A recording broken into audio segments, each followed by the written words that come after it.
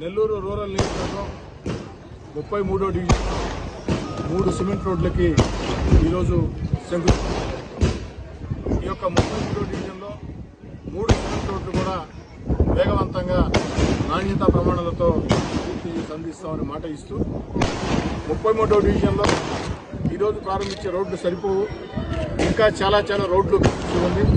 అదేవిధంగా కాలువ నిర్మాణం సాగాల్సి ఉంది.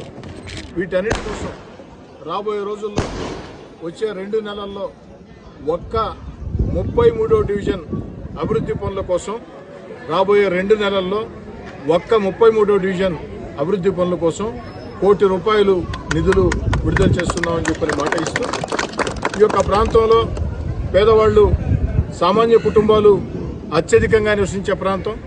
ఈ యొక్క ప్రాంతాల్లో మౌలిక సదుపాయాల కల్పన కోసం స్థానిక ఎమ్మెల్యేగా ఎన్ని రకాల అవకాశాలు ఉంటే